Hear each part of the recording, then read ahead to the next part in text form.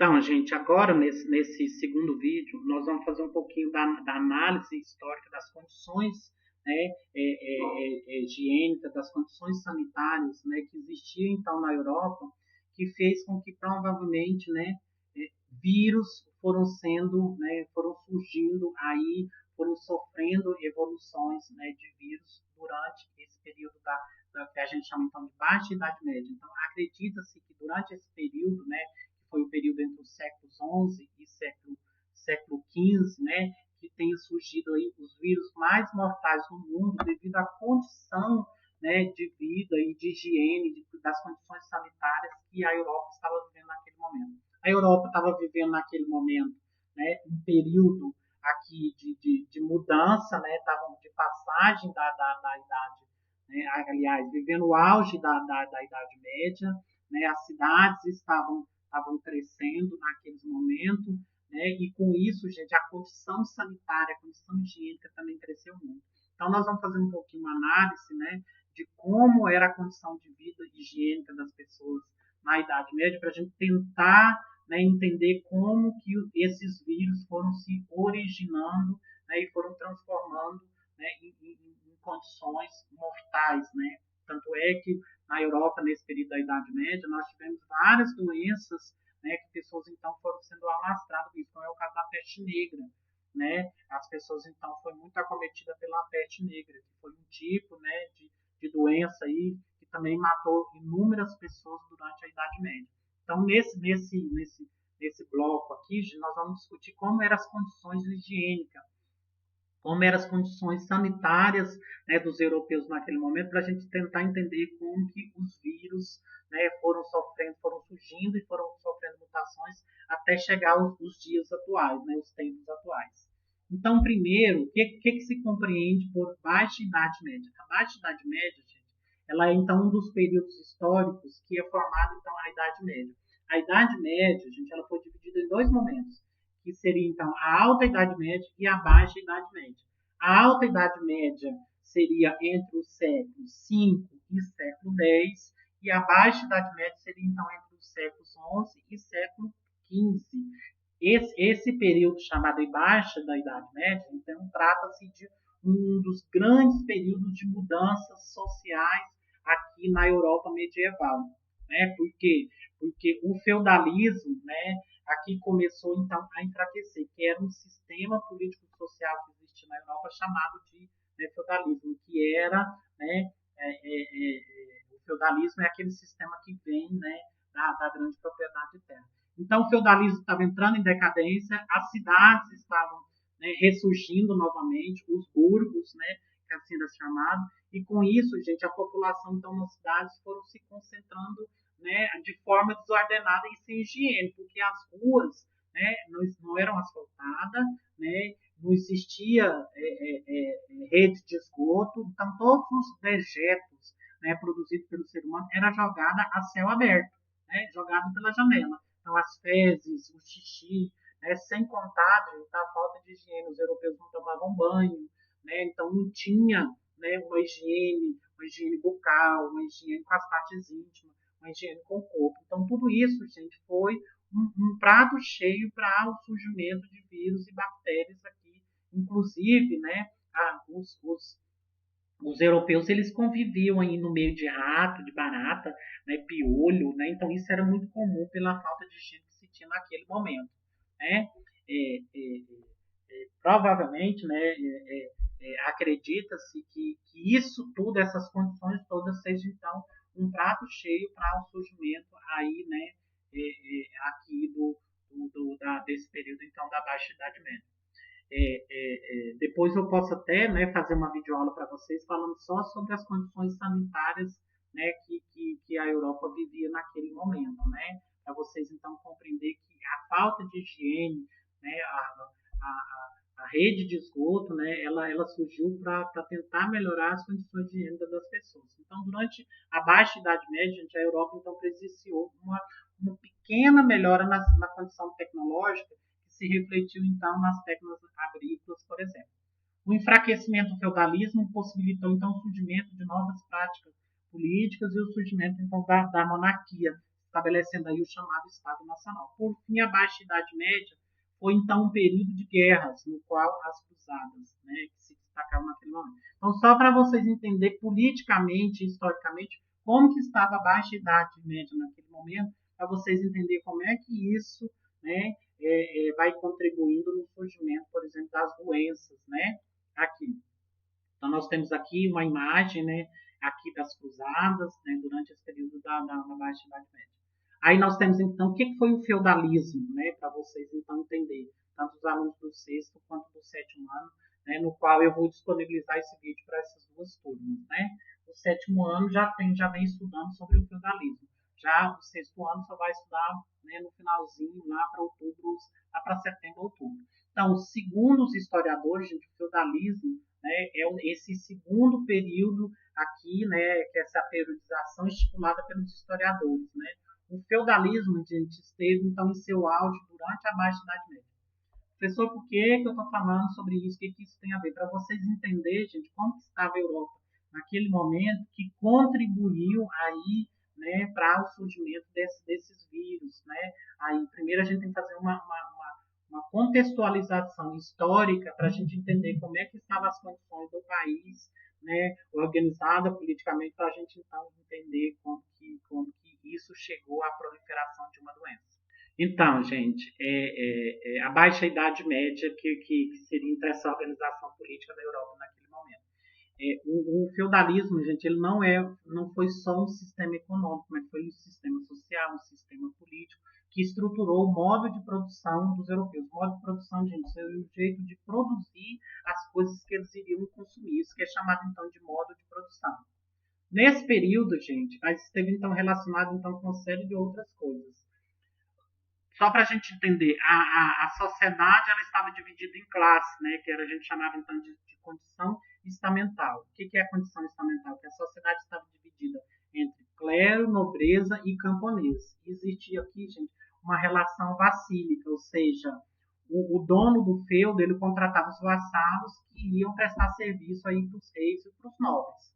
Né? Então existia então essa relação aqui muito comum durante a Idade Média, que era a ideologia vigente naquele momento, principalmente, gente, pela Igreja, né, para tentar então justificar os privilégios que a Igreja tinha que vivia naquele momento, né, durante de uma sociedade que era extremamente desigual. Por que era uma sociedade desigual? Porque era uma sociedade estamental, né, uma sociedade dividida em classes sociais, né. Então era uma sociedade dividida em clero, né, que seriam os líderes da Igreja Católica, né, aqui a nobreza e os camponeses. Então, assim era como se encontrava a sociedade naquele momento.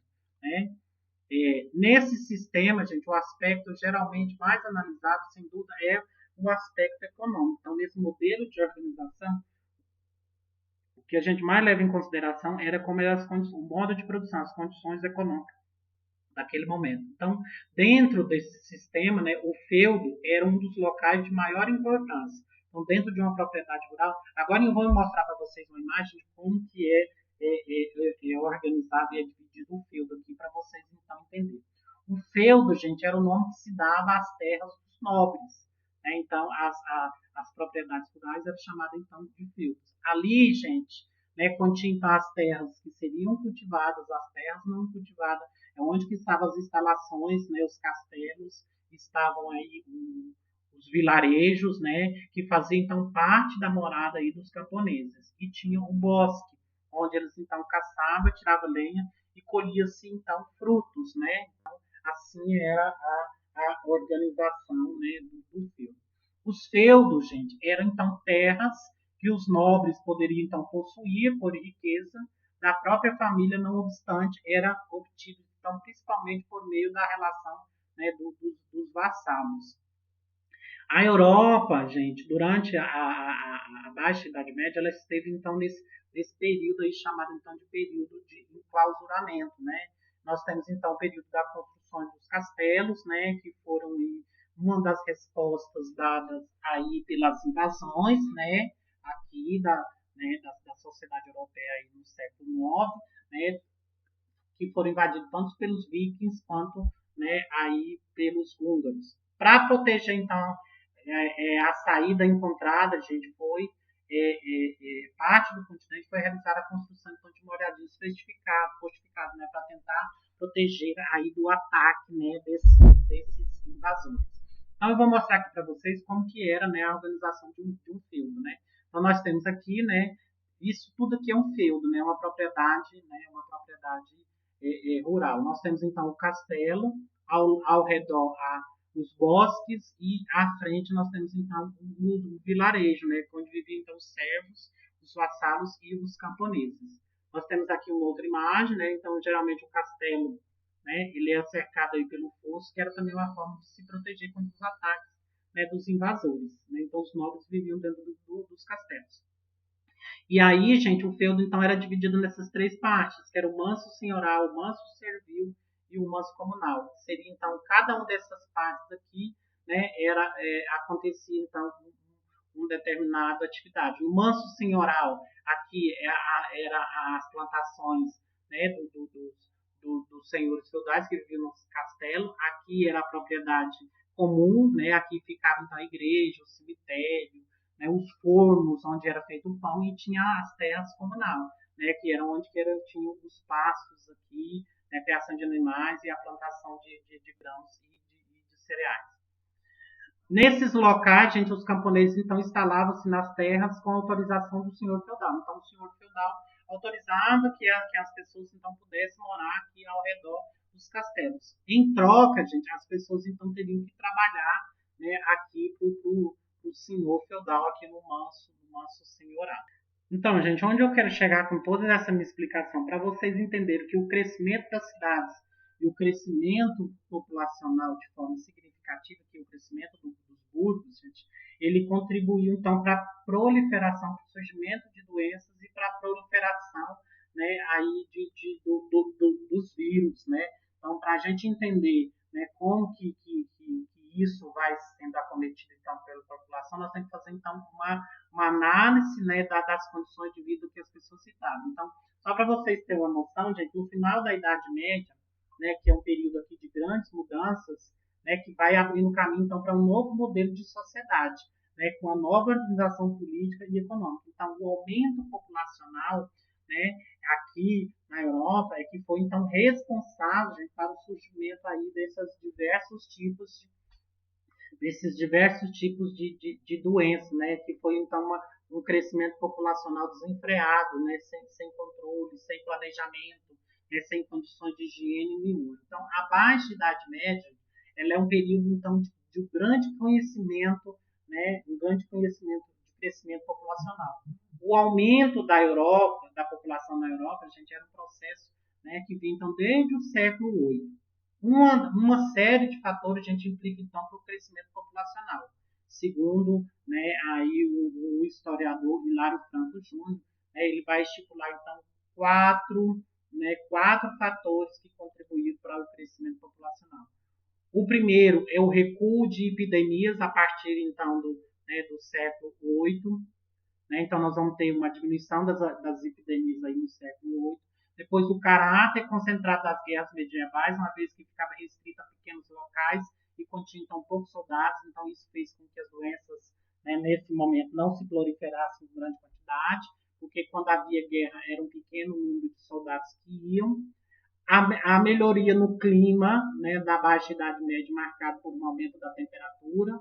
Então, o aumento, que até então a Europa era um lugar extremamente frio, gelado, né, então, com o aumento da temperatura, a diminuição e a proliferação desse vírus diminuiu, e também a introdução de novas técnicas aqui na produção, na agricultura, a gente fez com que houvesse aqui uma dieta alimentar que permitia que pessoas não fossem contaminadas, né, por diversos tipos de vírus e por diversos tipos de doenças.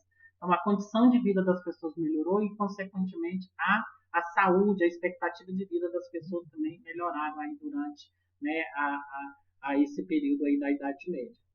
Então, gente, o aumento populacional nesse momento, durante a Idade Média, ela foi muito significativo. Foi um crescimento extremamente desordenado, né? E aí, só para você ter uma noção, cidades elas não estavam preparadas para receber a quantidade de pessoas que estavam vindo para as cidades. Uma das grandes consequências foi a falta de higiene. Né? Tem um historiador chamado Jacques Le Goff, né, que ele fala que a população na Europa, gente, ela saltou de 22,6 milhões, né, no ano 600 para 54,4 milhões em 1348. Né? Aí só para vocês então perceber, né, o tamanho que foi o crescimento populacional naquele momento. Já tem outro historiador chamado Hilário Franco Júnior que ele sugere dados, né, um pouco diferentes. Ele fala que no ano 600 a população europeia era de 16,3 milhões e saltou então para 50,35 milhões em 1300. Né? Então, as sociedades elas foram crescendo de forma tão desorganizada, né, que as condições sanitárias, as condições higiênicas também cresceu, né, com tudo isso. Então, gente, eu estou fazendo essa análise, né, essa análise histórica, né, para vocês entenderem que o crescimento desordenado, né, da população europeia é que contribuiu então aí para a proliferação das doenças, né, que vai seguir então para um padrão extremamente, né, de falta de higiene, né, porque foram cidades, né, que não teve planejamento nenhum, né, então por isso que houve então né, essa proliferação da doença. Então, um dos fatores, gente, que está diretamente relacionado a isso, como que já foi citado anteriormente, né, para o crescimento aí da população, foi o aumento, né, na produção agrícola.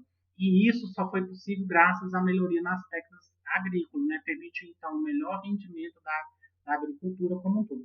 As novas técnicas, gente, estão relacionadas com a melhoria do arado, com o uso, né, de charrua e a iveca, né, que era um material de ferro que era usado aqui nas plantações. Né? O resultado foi que a produtividade, então, melhorou consideravelmente e o rendimento passou de 1 a 2 grãos por semente plantada por 3 a 4 anos. Além disso, gente, houve um aumento na quantidade de terras cultivadas. Isso se deu porque houve, então, a derrubada de floresta e o cercamento de regiões pantanosas, que antes, então, era impossível de serem cultivadas. Aí, para terminar, então, o renascimento comercial e o renascimento urbano. Né? Então, tudo isso, gente, para vocês verem, né, as condições, né, que a Europa estava naquele momento. Né? Então, a Baixa Idade Média, a gente presenciou também, né, um considerável renascimento do comércio e das cidades. No primeiro caso, impulsionou-se, dando, então, né, a Europa passou, então, a contar com excedentes agrícolas e começou, então, a praticar, né, as atividades comerciais. O renascimento do comércio marcou, então, o surgimento, né, de dois grandes polos comerciais na Europa. O dos italianos no sul e dos alemães aqui na chamada Liga Hanseática. O renascimento do comércio, gente, é resultado também de uma grande parte da abertura do Oriente aqui durante as cruzadas. Né? Então, para fechar, gente, esse bloco aqui, né? Falando então que nesse caso trata-se então de um acontecimento de extrema importância, uma vez que suscitou mudanças profundas na organização social da Europa. Então tudo isso, gente, contribuiu para a mudança de vida, para as condições sanitárias, o desenvolvimento urbano, gente, tem relação com o aumento populacional. Então, na medida que a população foi aumentando, as condições sanitárias também foi aumentando, né? Muitas pessoas, então, que viviam no campo foram para as cidades, né? Aqui e foram trabalhar, né? Foram trabalhar com esses nobres, né? Aqui despossuídos, né? Que passaram então a investir no negócio delas. Então, gente, esse era um pouquinho, né? Aqui do cenário, né? Que a gente fala então que seria o contexto histórico que fez, né? O surgimento desses vírus, dessas epidemias aí, né, devido então às condições sanitárias, né, que a Europa ela vivia naquele momento. Né? Então, como eu disse para vocês, né, as pessoas elas conviviam, né, com os animais domésticos, com cavalos, porcos, galinhas andando pela rua, né, além dos dejetos, né, que são né, o cocô, o xixi, que era jogado, gente, a céu aberto. Aquilo ali, né, gente, juntamente com animais, né, e aí os vírus, né, eles se proliferavam, né, com maior quantidade devido a essas faltas condições sanitárias, né, que as pessoas então não tinham naquele momento nenhuma higiene, nem a higiene, né, com o seu corpo, consigo mesmo, como também com a higiene aqui, né, das cidades, tá? Então eu termino esse bloco fazendo então essa aula, né, especial aí falando sobre a gripe espanhola, né, qual foi o cenário, né, de pano de fundo, tendo em vista que nós estamos então vivendo um momento marcante na nossa história, né, que é esse momento de pandemia, né? Então a humanidade ela sempre foi acometida com isso, né? Não vai ser de agora e provavelmente, né, não vai ser o único episódio, né? Então eu fecho essa discussão trazendo então essa análise histórica aí para vocês entenderem como que se deu o processo aí do surgimento da gripe espanhola, que foi uma das pandemias que mais matou pessoas aí em toda a história da humanidade do início do século XX. Então eu termino essa videoaula, né, deixando então aquele abraço e vou postar aqui no final desse bloco também, né, um pequeno vídeo para ajudar ainda mais a ilustrar esse momento que eu acabei de falar para vocês.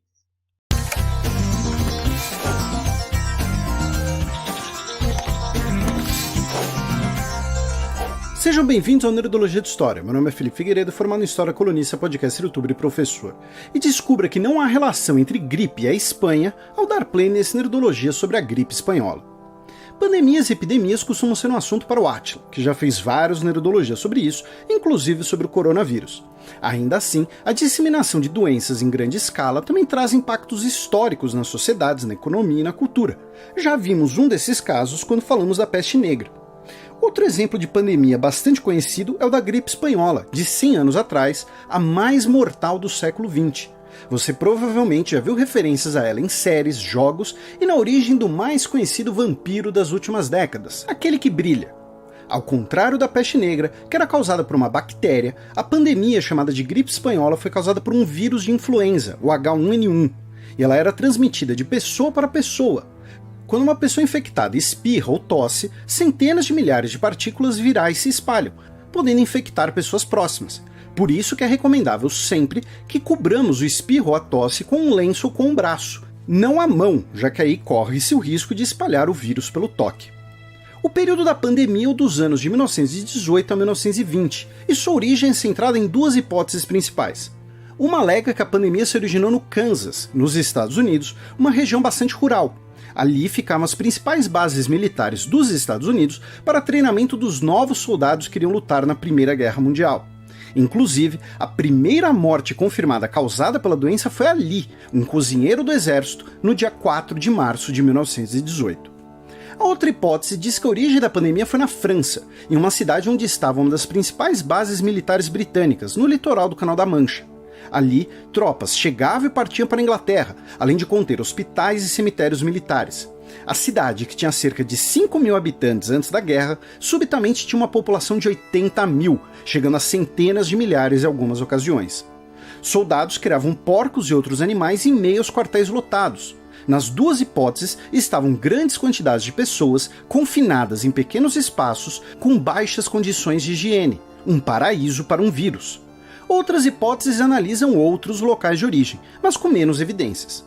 Ambas as hipóteses concordam em uma coisa: a Primeira Guerra Mundial foi decisiva para a rápida disseminação da doença e a velocidade do contágio. As más condições no fronte e nas trincheiras, a lotação de quartéis, o trânsito de soldados entre a linha de frente e bases na retaguarda, a desnutrição e o estresse das situações de combate. Tudo isso colaborou para a disseminação do vírus. A desnutrição, inclusive, não era apenas um problema dos soldados, era um problema muito maior nas sociedades longe da guerra, já que a maioria dos alimentos eram enviados para os combatentes. Com a desmobilização dos exércitos envolvidos, a partir de novembro de 1918, os soldados levaram a doença para suas cidades e seus países. A relação entre a pandemia e a guerra é visível inclusive no nome como ela ficou conhecida. Se nenhuma das duas hipóteses do início da pandemia envolve a Espanha, e a Espanha sequer era um país envolvido na Primeira Guerra, qual o motivo do nome então? Justamente por ser neutra, a Espanha era um dos poucos países europeus onde a imprensa não estava censurada. Enquanto na França não eram publicadas notícias da gripe, por medo de afetar a moral das tropas, da população ou gerar pânico, os jornais espanhóis informavam da pandemia. Além disso, um dos casos mais famosos de gripe espanhola foi o do rei Afonso XIII, que quase morreu, ao ponto que muita gente achava que a doença afetava apenas a Espanha. A velocidade da disseminação da gripe espanhola foi seu aspecto mais marcante, por isso que ela é por vezes chamada de primeira pandemia moderna. Pandemia vem do grego, todas as pessoas. Além da guerra, isso está relacionado com a segunda revolução industrial e suas novas tecnologias. Ferrovias pelo mundo, mais navios, incluindo os grandes transatlânticos, mais comércio, mais viagens, mais cidades. Como já vimos aqui, a peste negra demorou cerca de 3 anos para ir da Itália até a Dinamarca. A gripe espanhola, em apenas alguns meses, estava presente em praticamente todo o mundo. Apenas algumas ilhas ficaram preservadas, como a ilha de Marajó. No total, em menos de 2 anos, o vírus infectou cerca de 500 milhões de pessoas, 1/4 de toda a população mundial. Desses, algo entre 20 e 100 milhões de pessoas morreram. Um número preciso é muito difícil, já que muitas mortes não tinham a causa registrada ou sequer foram computadas, já que, nas grandes cidades, os números de mortos eram altíssimos. Em mais de uma ocasião, registrou-se que os serviços funerários estavam paralisados, já que os trabalhadores também estavam doentes. Muitas pessoas foram sepultadas em massa, com escavadeiras. No Brasil, as estimativas são de cerca de 35 mil mortes. O número parece baixo, mas só no Rio de Janeiro, cerca de 2/3 da população adoeceu. E temos a data certa do início da doença por aqui. Em setembro de 1918, quando um navio inglês vindo de Lisboa desembarcou doentes em Recife, Salvador e no Rio de Janeiro, então capital do Brasil. Também colaborou que, meses depois, marinheiros brasileiros retornando da guerra também estavam doentes. No início, a doença não foi levada muito a sério, até que as pessoas começaram a morrer. O biólogo e médico sanitarista Carlos Chagas, após muita insistência, conseguiu autorização do governo para impor medidas de saúde pública, como quarentena de navios, notificação compulsória de casos, hospitais e postos de atendimento emergenciais, o fechamento de escolas, teatros, a paralisação do futebol, a redução das missas nas igrejas e o fechamento de parte do comércio, além de evitar aglomerações. Por exemplo, em setembro de 1918, um único evento na Filadélfia reuniu 200 mil pessoas. Uma semana depois, todos os hospitais da cidade estavam lotados e 5 mil pessoas morreram. Para evitar uma confusão judicial, foi baixado um decreto que determinou que nenhum aluno repetiria o ano devido à gripe no Rio de Janeiro. Como ainda não existiam hospitais públicos, muita gente dependia do atendimento em instituições de caridade. E, no Brasil, ocorreu uma morte de repercussão mundial, a do presidente eleito Rodrigues Alves, que já havia sido presidente. Eleito em março de 1918, não teve condições de assumir o cargo em novembro, falecendo no início de 1919, quando o surto já estava se controlando no Brasil. Outros exemplos de mortes de repercussão internacional foram a do primeiro-ministro da África do Sul, Luiz Botha, e do filósofo alemão Max Weber. Curiosamente, mesmo afetando 1/4 da população mundial, a gripe espanhola não gerou tantas mudanças sociais quanto outras doenças, como a peste negra. Muito do impacto da gripe foi interpretado como um mero efeito da guerra, ao ponto de um historiador dizer que, por décadas, ela foi a pandemia esquecida. Apenas recentemente, com os efeitos de outras doenças, começamos a prestar mais atenção na pandemia de 1918 e no que ela pode ensinar.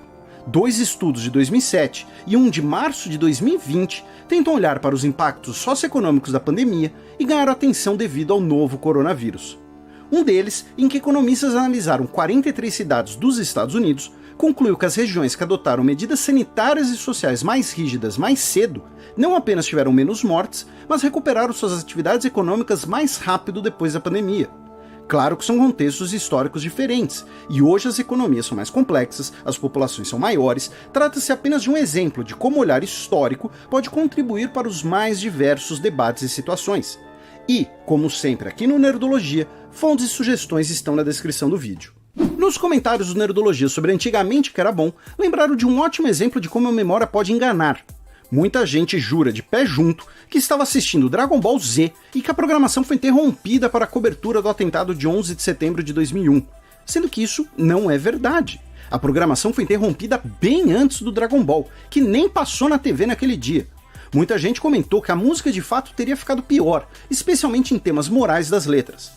Uma coisa é você preferir música mais antiga, cada um tem suas preferências. Minha banda preferida tem mais de 50 anos. Só que, como falamos no Nerdologia sobre carnaval, comportamentos ditos imorais e reclamações disso são extremamente antigos. Por exemplo, O maior sucesso dos Estados Unidos em 1909 foi uma música sobre adultério. E sabe uma música que diz que quando um homem tem muito dinheiro ele consegue a atenção de muitas mulheres? Não tô falando do MC Guimê, tô falando de uma música de uns 600 anos atrás. Perguntaram também se o vídeo era uma resposta das reclamações da troca da vinheta. Nada disso. Inclusive vai chegar o dia em que a memória de vocês vai confundir as duas vinhetas e quando elas foram usadas. Não se esqueçam de curtir e compartilhar o vídeo, assinem nosso canal para conhecer mais sobre lições de pandemias e até a próxima!